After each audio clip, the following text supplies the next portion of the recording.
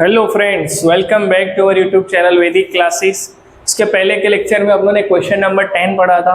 आज अपने स्टार्ट करेंगे क्वेश्चन नंबर 11। ओके, ध्यान से देखते हैं इसमें क्या पार्टनर्स के नाम है। पार्टनर्स का नाम है इधर प्रेरणा, पीयूष और पोयानी। डन, स्टार्ट करते हैं सम्स को। देखते हैं ओल्ड पार्टनर्स ऑलरेडी प्रेरणा और पीयूष है, और जो पोयानी है वो न्यू एडमिशन है। New partner of 1/5 share of the profit, 1/5 लेकर आ रहे हैं। उससे अपने को देखेंगे आगे क्या है क्या नहीं। फर्स्ट वाला था एडजस्टमेंट। पोयानी ब्रॉट 62,500 एज अ कैपिटल। तो भाई 62,500 एज अ कैसे ला रही है? कैपिटल ला रही है। ओके, तो कैपिटल ला रही है तो कैपिटल की दो एंट्री होती है, बराबर है। देख लेते हैं फर्स्ट यहाँ पे 2 और बाय। कैश में ला रही है तो पहली एंट्री यहाँ पर होगी 2 और बाय। डन भाई, यहाँ पे मेरे पास जगह ऐसी है, इसके लिए मैंने रिवैल्यूएशन और कैश एग्जिट के नीचे बनाया है। आप लोग को फर्स्ट रिवैल्यूएशन बनाना रहेगा, सेकंड आपका कैपिटल रहेगा। मैं नंबर दे देता हूँ, फर्स्ट, ये सेकंड, ये थर्ड एंड लास्ट में आपकी फोर्थ नंबर की क्या बनेगी? Balance sheet. ओके, फर्स्ट वाला पॉइंट है पोयानी बॉट 62,500 एज अ कैपिटल। अब जब भी कोई नया पार्टनर अपनी कैपिटल लाता है तो कैश में लाएगा, तो फर्स्ट एंट्री होगी कैश अकाउंट के डेबिट में। क्या एंट्री होगी देखना ध्यान से। नए पार्टनर की कैपिटल मतलब पोयानीज कैपिटल कितनी है? 62,500। इसकी दूसरी एंट्री कैपिटल के क्रेडिट में होगी। नाम अपने लिखेंगे कैश अकाउंट। कैश अकाउंट पोयानी में लिखेंगे 62,500। नेक्स्ट पॉइंट आ रहा है 24,000 is share of goodwill in a cash. अब गुडविल ला रही हो, कैश में ला रही है। okay? अपने को यहाँ पे ओल्ड रेशियो जो है उसके बारे में बोला गया है कि old ratio of their capital, मतलब इनकी कैपिटल है उनके इक्वल में रखना है। तो कैपिटल देख लेते हैं। प्रेरणा की है 50,000 और उसकी 1,50,000। डन। अब यहाँ से अपने चेक करेंगे, 4 0 यहाँ से कैंसिल होता है, 4 यहाँ पे बचता है, 5:15 दोनों 5 के टेबल में आता है, मतलब 1:3।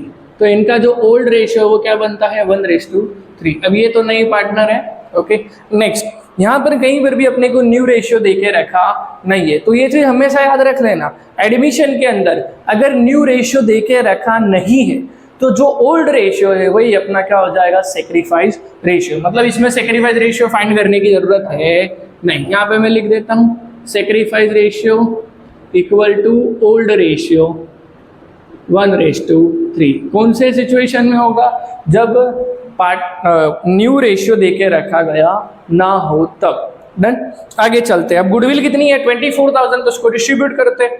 बोला गुडविल इन कैश, कैश में ला रहे तो सबसे पहले एंट्री कैश के डेबिट में वर्ड आएगा गुडविल प्रीमियम 24,000, और दूसरी एंट्री कहाँ आएगी? कैश के क्रेडिट में। नाम रहेगा इसका गुडविल प्रीमियम।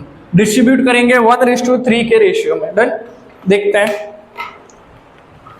24,000 डिवाइड बाय 4, मतलब एक साइड आता है आपका 6,000 और एक साइड आएगा आपका 18,000। डन, ये फर्स्ट वाली एंट्री थी। सेकंड बोलने से पहले बोला 60% amount of goodwill is withdrawn by the old partner. अब जो ओल्ड पार्टनर है 60% गुडविल है वो विड्रॉ कर रहे हैं। तो जब भी विड्रॉ करते हैं मतलब समझ लो ले जा रहे हैं, अब ले जा रहे हैं पर्सनल यूज के लिए जा रहे हैं, मतलब उसको ड्रॉइंग नाम भी दे सकते हैं। तो उसकी एंट्री कहाँ होगी? अब ये गुडविल प्रीमियम क्रेडिट में है, ले जा रहे हैं, तो इसकी एंट्री कहाँ करेंगे? डेबिट में। लिखेंगे यहाँ पे ड्रॉइंग्स अकाउंट। 60% बोला है तो 6,000 का 60% होता है 3,600, और 18,000 का 60% होता है 10,800। बराबर। ये एंट्री कहाँ से आई? यहाँ पे मैं ऊपर कर देता हूँ। देखो प्रेरणा की गुडविल कितनी? अरे गुडविल थी 6,000, उसका कितना परसेंट? 60%, तो 3,600 आया। वैसे ही इसका कितना है? 18,000, उसका 60% करोगे तो कितना है? 10,800। डन। नेक्स्ट आ रहा है 60% गुडविल ले जा रहे। अब एक एंट्री तो ये होगी डेबिट में, दूसरी कहाँ पर आ जाएगी? तो भाई कैश के क्रेडिट में लिखोगे नाम क्या? ड्रॉइंग्स अकाउंट प्रेरणा और पीयूष। 3,600 और दूसरा 10,800, दोनों का प्लस करते हैं।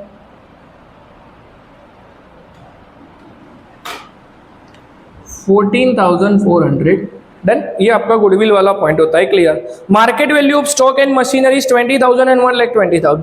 अब स्टॉक अपने को क्वेश्चन में देके रखा है 17,500 प्लस, अब बोला स्टॉक टोटल 20,000 के हो गए, मतलब कितना हो रहा है यहाँ पे 2,500 क्या हो रहा है, इंक्रीज। डन, तो अब स्टॉक इंक्रीज हो रहा है, अपनी एसेट बढ़ रही है तो रिवैल्यूएशन की क्रेडिट, कम हो रही है तो डेबिट में।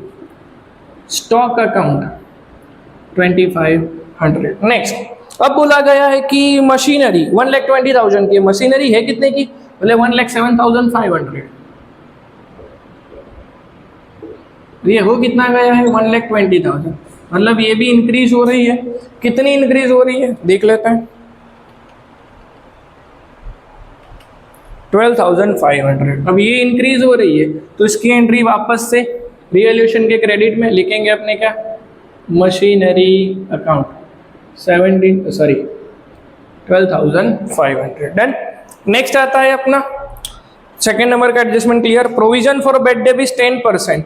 अब बेड डेब है मतलब डेप्टर से रिलेटेड है, डेप्टर क्वेश्चन के अंदर है 30,000, तो यहाँ मैं लिख देता हूँ डेप्टर्स 30,000 माइनस बेड डेब। बेड डेब कितना बोला है 10%, तो 3,000 माइनस करेंगे तो आएगा 27,000। फिर आता है बेड डेब रिजर्व, कितना परसेंट बोला है 2%। अब 2% किसका, 27,000 का 2%, बराबर। कैल्शियम एक बार कर लेने का भाई, आता है फिर भी। तो ये हो गया 26,460। डन। अब बेड डेब से रिलेटेड अपने को कोई भी रिजर्व या फंड देके रखा है कि नहीं वो देख लेते, नहीं है तो सीधे सीधे एंट्री करेंगे। अब ये अपना तो लॉस है तो यहाँ लिखना पड़ेगा। फर्स्ट लिखेंगे अपने बेड डेब अकाउंट, फिर लिखेंगे बेड डेब रिजर्व अकाउंट। बेड डेब आया आपका 3,000, बेड डेब रिजर्व आया 540।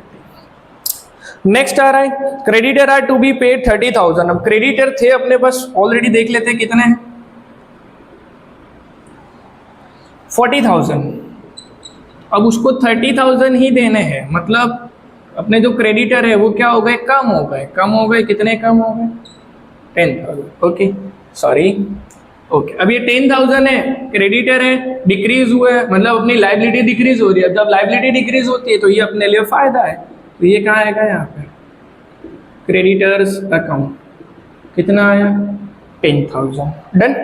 नेक्स्ट आ रहा है value of building is to be increase 15% and value of furniture will increase 20%। Done. तो देख लेते हैं भाई बिल्डिंग और फर्नीचर। यहाँ आता है बिल्डिंग कितने की है, बोले 90,000। अब यहाँ पर क्या बोला है इंक्रीज, कितना इंक्रीज हो रहा है 15%, तो 90,000 का 15% करो 13,500, ये प्लस करके लिखेंगे अपने, तो क्या आ गया 1,03,500। इसकी दूसरी एंट्री बिल्डिंग इंक्रीज हो रही है तो यहाँ आएगी, कितना इंक्रीज हो रहा है 13,500। नेक्स्ट क्या आ रहा है, तो फर्नीचर विल भी इंक्रीज। अब फर्नीचर भी इंक्रीज हो रहा है, फर्नीचर कितने का है देख लेते हैं 17,500 प्लस इंक्रीज। अब फर्नीचर कितना इंक्रीज हो रहा है देखते हैं,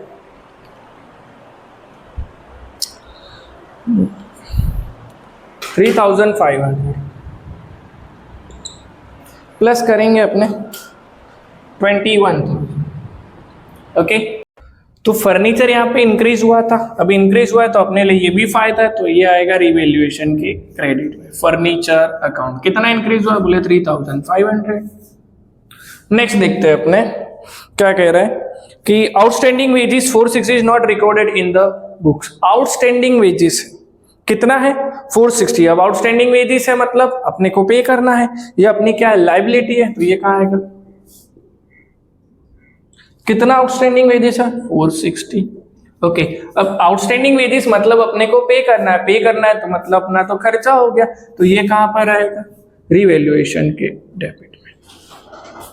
अमाउंट कितनी आएगी, बोले 460। डन। तो यहाँ पर अपने जितने एडजस्टमेंट है वो क्लियर होते हैं। इस क्वेश्चन के अंदर ज्यादातर एडजस्टमेंट है वो बेस्ड ऑन बैलेंस शीट है, मतलब असेट से रिलेटेड थे। गुडविल का बहुत ही कॉमन सा टॉपिक था कि भाई 24,000 गुडविल भी दे दी थी, तो सीधा सीधा उसको अपने को डिस्ट्रीब्यूट करना था। सिर्फ इसमें एक नया पॉइंट था ये कि भाई ओल्ड रेशियो देके रखा था, न्यू रेशियो देके नहीं रखा। जब न्यू नहीं देके रखा है तो अपनों ने क्या कर लिया था कि भाई old ratio is equal to sacrifice ratio. अब ये मैं घर से नहीं ला रहा हूं भाई, हूँ बुक में ऐसे ही रहा है। देखते आगे। अब आता है बैलेंस शीट पे आ जाते तो कैपिटल है, तो बैलेंस ब्रॉड फॉरवर्ड। ओके, प्रेरणा की कितनी है 50,000 और इसकी कितनी है 1,50,000। डन। नेक्स्ट आ रहा है रिजर्व फंड। अब रिजर्व फंड है तो सीधी सी बात है डिस्ट्रीब्यूट होगा, प्रोविडेंट फंड नहीं होगा, ध्यान रखना। रिजर्व फंड डिस्ट्रीब्यूट करेंगे, कितना है 30,000। अब 30,000 है उसको 1:3 के रेशियो में डिस्ट्रीब्यूट करेंगे, मतलब 10,000 इधर आएगा और 20,000 इधर आएगा। नेक्स्ट आ रहा है क्रेडिटर हो गया आउटस्टैंडिंग एक्सपेंसेस। अभी अपना आउटस्टैंडिंग क्या है एक्सपेंस है, तो लायबिलिटी है तो ये भी कहाँ आएगा।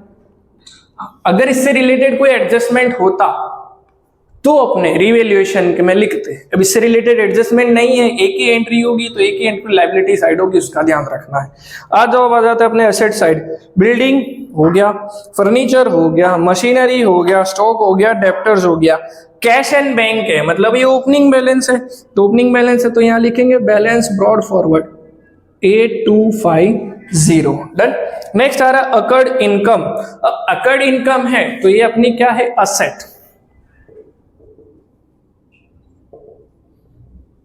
कितनी है तो बोले 750। डन। यहां पर अपने जितने भी एंट्री थी सब हो गई, बैलेंस शीट में भी जो थी ओल्ड वाली वो भी लिख दी। अब अपने टोटल मार देते हैं, अब करते टोटल।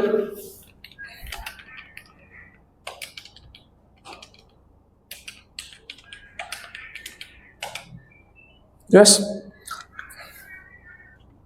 फिर से एक बार कर लेते हैं।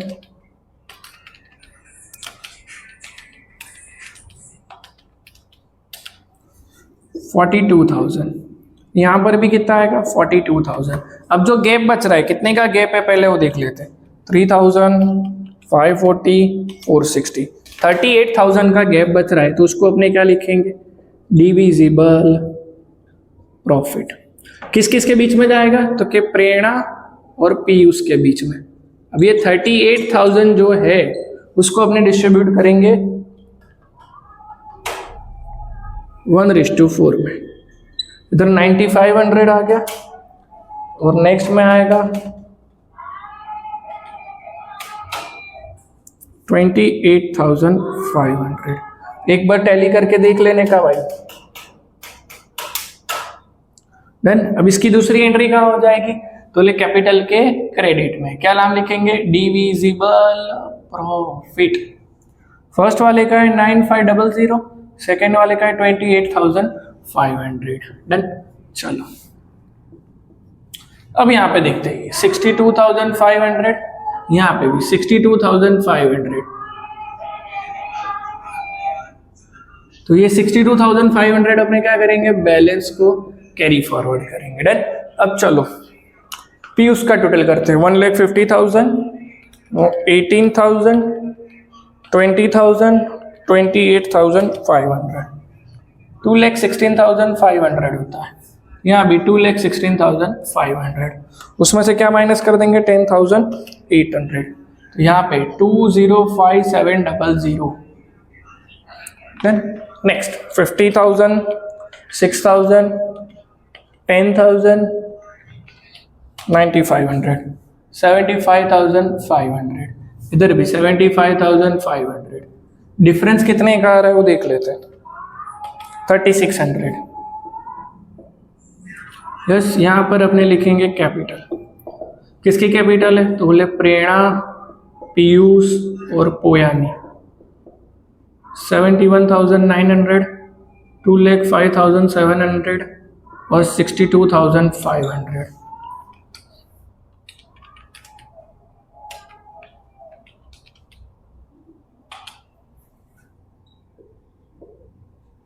$3,40,100। अब इसका भी कर लेते हैं 8,250, 6,250, 24,000।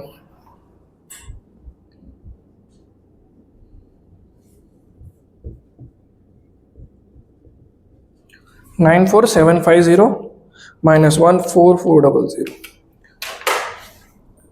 80350 है। ये आपका क्या हो जाएगा, balance carry forward. Balance carry forward है तो यहाँ पे लिखेंगे अपने कैश 8035। अब कर लेते हैं इसका टैली। डन, चलो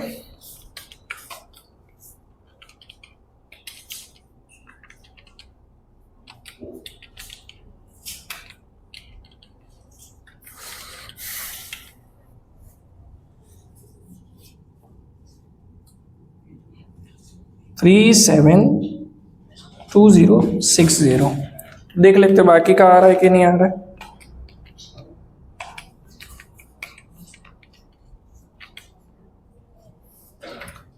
ओके 37260 बराबर। तो ये था आपका क्वेश्चन नंबर 11। ओके, ये पिछले साल मार्वल का जो बोर्ड का क्वेश्चन पेपर है उसमें इन लोगों ने पूछा है बराबर। तो रिपीट होते रहेंगे, बोर्ड में यही सम्स आते रहते हैं, बस उसमें चेंज क्या होता है, नाम चेंज कर लेते हैं। कैलकुलेशन आई थिंक एडजस्टमेंट से लेके सब कुछ सेम टू सेम आता है, एडजस्टमेंट से लेके सब कुछ।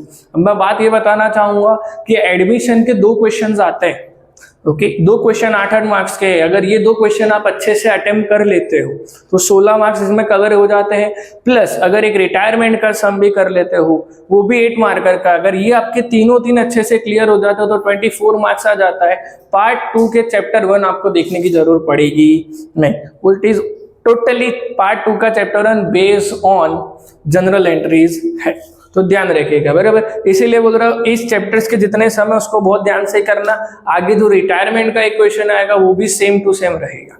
इसमें सिर्फ 2 चीजें बदलती है, गुडविल और कैपिटल, सिर्फ वो 2 चीजें चेंज होती है। बाकी सब ये रिवैल्यूएशन डेबिट क्रेडिट दिख रहा है, बैलेंस शीट में असेट इंक्रीज डिक्रीज हो रही है, लायबिलिटीज इंक्रीज डिक्रीज हो रही है, सेम टू सेम पॉइंट रहेंगे बराबर है। तो चैप्टर 5 और 6 जितना हो सके उतना अच्छे से रिवीजन करना है और रिपीट करना है। मिलते अगले लेक्चर में।